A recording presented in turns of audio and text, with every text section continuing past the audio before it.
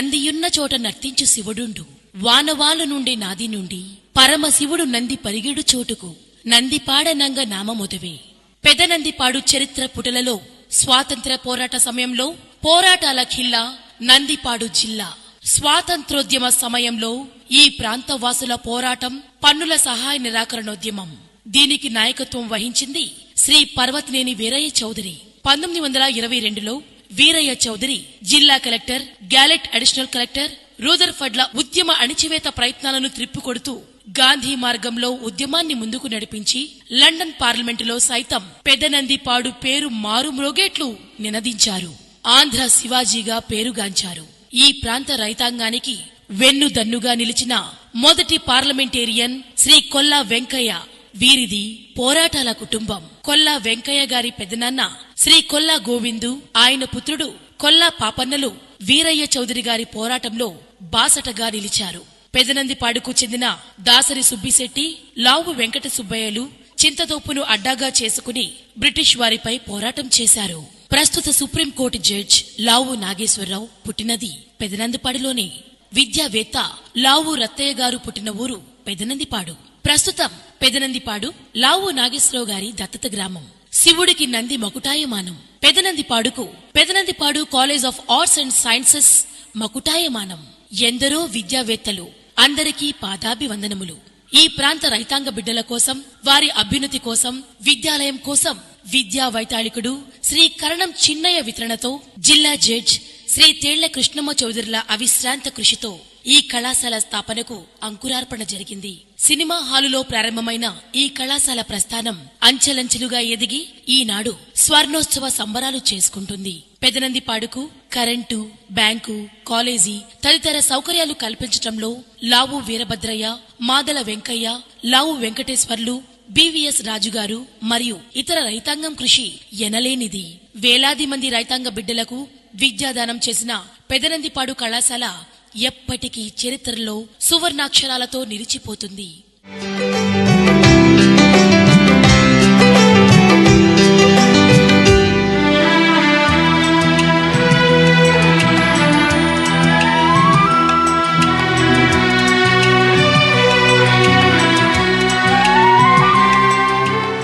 పెదనందిపాడు కళాశాల పాలకవర్గ సభ్యులు నాటి నుంచి నేటి వరకు నిజాయితీ నిబద్ధతలతో కళాశాలను ఓ ఆదర్శ దేవాలయంగా, శాంతి నికేతనంగా తీర్చిదిద్దారనటంలో ఏమాత్రం సందేహం లేదు.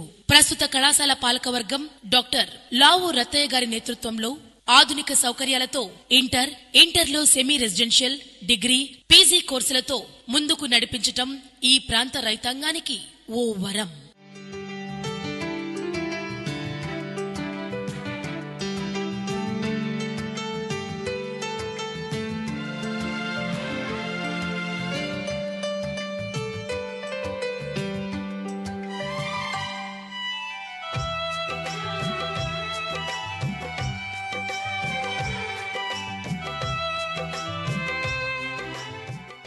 కేజీ నుండి పీజీ దాకా ఈ కళాశాలలోనే చదివించుకోవచ్చు అనే నమ్మకం ఈ ప్రాంత రైతాంగంలో బలంగా నాటుకుపోయింది.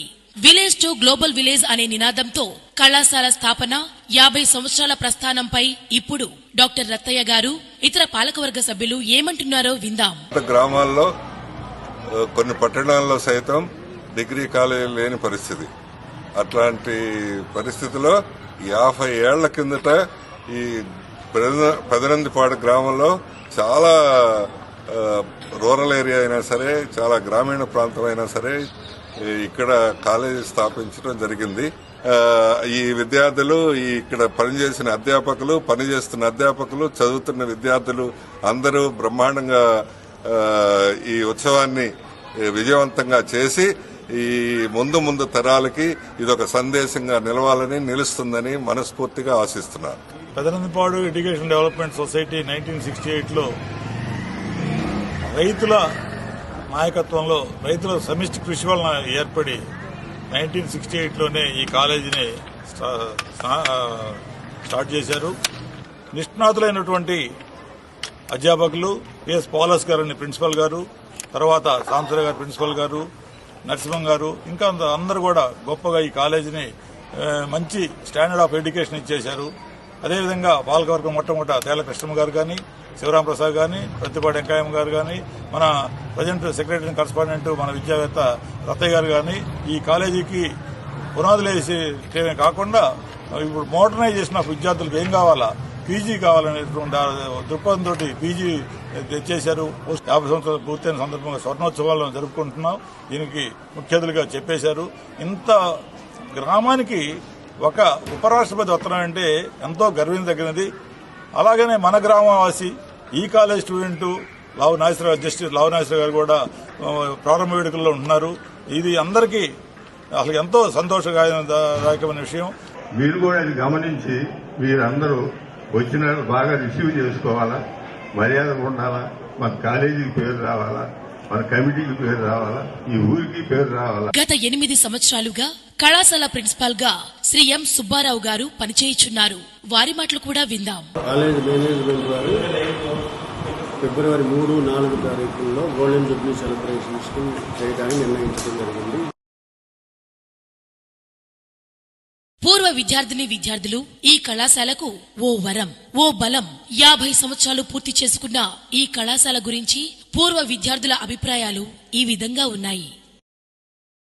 పెదనందిపాడు కళాశాలలో నేను 1974-79 సంవత్సరంలో ఇక్కడ ఇంటర్మీడియట్ బిఎస్సీ డిగ్రీ చదువుకున్నాను. యాక్చువల్గా ఈ కళాశాల అనేది లేకపోతే నేను ఇక్కడ ఈ ప్రస్తుతం ఉన్నటువంటి మా పెదనందిపాడు మండలం నాగులపాడు గ్రామం, ఈ నాగులపాడు గ్రామంలో ఏదైనా వ్యవసాయం చేసుకుంటూ పరిస్థితి ఇంకో రకంగా ఉండేది. ఈ కాలేజీలో చదువుకున్నందుకు మరి తర్వాత పోస్ట్ గ్రాడ్యుయేషన్ చేసుకుంటూ తర్వాత ఆంధ్రప్రదేశ్ రాష్ట్ర సహకార బ్యాంకులో ఉన్నతాధికారిగా ఉద్యోగం చేయటం, 32 సంవత్సరాల పాటు ఆంధ్రప్రదేశ్ రాష్ట్ర సహకార బ్యాంకులో స్టేట్ లెవెల్ ఆఫీసర్గా పనిచేయడమే కాకుండా రాష్ట్ర ప్రభుత్వం అండ్ కేంద్ర ప్రభుత్వం వారి యొక్క ఉత్తమ సేవా అవార్డులను కూడా పొందటం ఈ కాలేజీ మాకు ఇచ్చినటువంటి ఒక మంచి జీవితం. నా పేరు చెరుకూరు సాంబశివరావు అండి. మాది కట్టపాడు గ్రామం, పక్కన 3 కిలోమీటర్ల దూరం. నేను ఇక్కడ 82-87 సంవత్సరాలు ఇంటర్మీడియట్ డిగ్రీ చదివాను. ఆ తర్వాత ప్రతిరోజు మేము సైకిళ్ళ మీద వచ్చి, బస్సుల మీద వచ్చి చదువుకొని ఎన్నో కష్టాలు పడి పల్లెటూరు నుంచి వచ్చి ఈ కాలేజీకి ఇక్కడే మేమే కాదు చాలామంది నా ఫ్రెండ్స్ చాలా దూరం నుంచి కోయారుపాలెం, రాజుపాలెం ఎంతో దూర ప్రాంతాల నుంచి వచ్చి అందరం కలిసి చదువుకొని ఎన్నో ఉన్నతమైనటువంటి పదవులు ఎంతోమంది పొందిన వాళ్ళు ఉన్నారు. ప్రస్తుతం నేను సినిమా ఫీల్డ్లో సినిమా డైరెక్టర్గా ఉన్నానండి. కళాకారుడిగా ఉంది. నాకు కళలకు జన్మనిచ్చింది, కానీ కళాకారుడిగా ఒకరికి జన్మనిచ్చి పంపించింది కాలేజీ నాకు మలుపు తిప్పింది.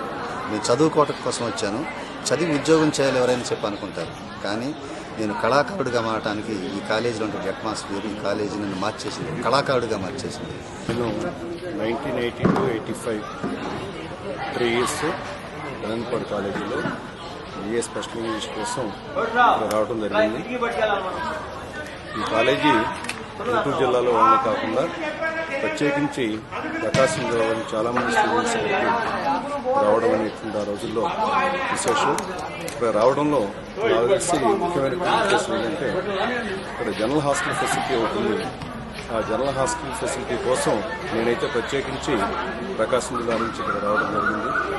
ఇక కాలేజీ విషయానికి వస్తే రూరల్ ఏరియాస్లో ఉన్నటువంటి వన్ ఆఫ్ ద బెస్ట్ కాలేజెస్లో పెదనందిపాడు ఆర్ట్స్ అండ్ సైన్స్ కళాశాల స్వర్ణోత్సవ వేడుకలకు చేసిన పూర్వ విద్యార్థి మిత్రులకు, ప్రస్తుతం విద్యను కొనసాగిస్తున్నటువంటి విద్యార్థి సోదరులకు కూడా శుభాభినందనలు.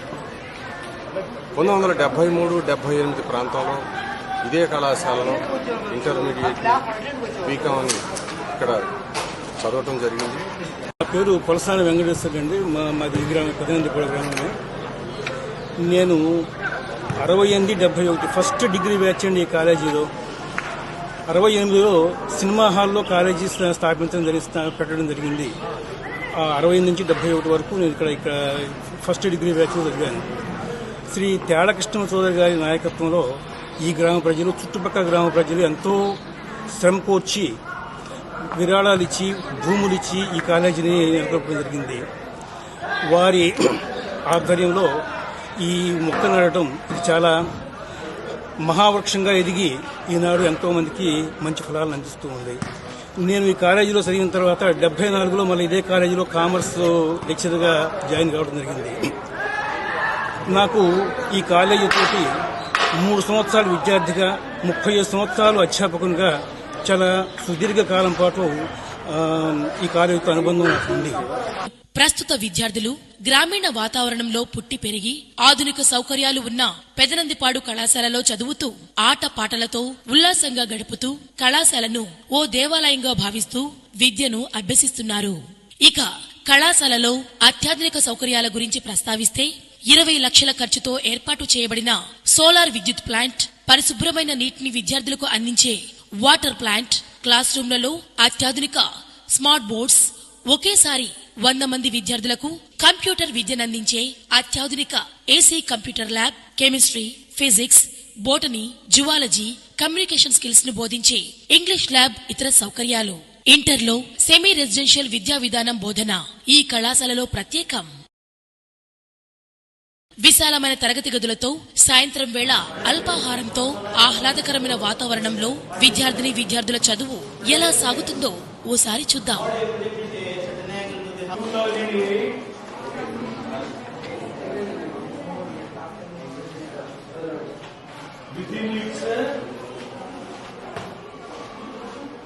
Cloud computing infrastructure. Placement cell ద్వారా అనేక మంది ఉద్యోగాలు సాధిస్తున్నారు. నేను డిగ్రీ ఫైనల్ BSc కంప్యూటర్స్ చదువుతున్నాను. ఇన్ఫోసిస్ లో సెలెక్ట్ అవడం నా అదృష్టం. 70,000 పుస్తకాలు కలిగిన విశాలమైన లైబ్రరీ పెదనందిపాడు కళాశాల ప్రత్యేకత.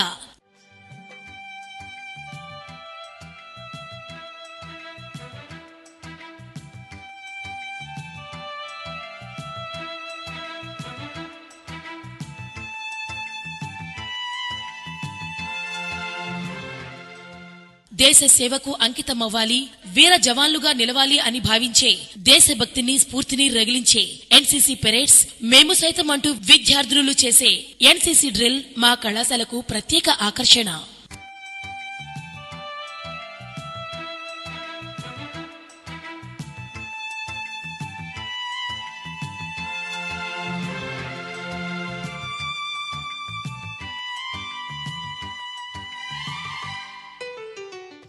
స్వచ్ఛ భారత్ లో భాగంగా కళాశాలను శుభ్రపరిచి చక్కని మొక్కలు నాటే కార్యక్రమం కేవలం విద్యార్థులే కాదు, శ్రమదానంలో మీతో పాటు మేమంటూ ముందుండి నడిపించే శక్తి బలం మా అధ్యాపక వర్గం మరియు మా పాలకవర్గ సభ్యులు. 60లో 20 అనే నానుడి ఈ కళాశాల president, retired ASP Sri Kalahasti Satyanarayana గారికి అతికినట్లు సరిపోతుంది. 80లో 20 మా పెద్దాయన శ్రీ ఆదిశేషయ్య గారు. నిత్య కృషివరుడు, కళాశాలే తానే కళాశాల అనే భావన, ప్రేమ, అభిమానం వారి మాటలలో వ్యక్తమవుతుంది. ఆరోగ్యంపై శ్రద్ధ, శరీర సౌష్ఠవం, 6 ప్యాక్ ఈనాటి యువత మాట. అందుకనుగుణంగా 10 లక్షల ఖర్చుతో అధునాతన జిమ్ పిఏఎస్ కళాశాల సొంతం. కళాశాల విద్యార్థులే కాదు, స్టాఫ్ కూడా ఈ జిమ్ పట్ల మక్కువ చూపించి ఫిట్ గా ఉండటం ఈ కళాశాలకే చెందింది. ఇవే కాక ఆటపాటలు పెదనందిపాడు కళాశాలకు ప్రత్యేకం. ఆటల పోటీలలో చక్కని ప్రతిభ కనపరిచే గ్రామీణ విద్యార్థులు అనేక పతకాలు సాధించారు. కళారంగానికి సేవ చేసే విద్యార్థులు ఈ కళాశాలలో ఉన్నారనటం అతిశయోక్తి కాదు. టీచింగ్ స్టాఫ్ సైతం మేమంటూ కళారంగానికి సేవ చేయటం ముదావాహం. గ్రూప్ డిస్కషన్స్, డిబేట్, ఎలక్యూషన్స్ వంటి సాహిత్య అంశాలలో సైతం పిఏఎస్ విద్యార్థులదే పైచేయి. యూనివర్సిటీ స్థాయిలో ఆటలలో, పాటలలో, నాటకాంశాలలో బహుమతులు వీరివే. ఫిబ్రవరి 3, 4వ తేదీలలో స్వర్ణోత్సవాలు జరుపుకుంటున్న పెదనందిపాడు కళాశాల విద్యార్థులు అనేక రంగాలలో తమ ప్రతిభను చాటి చెప్పటానికి సన్నద్ధమవుతున్నారు.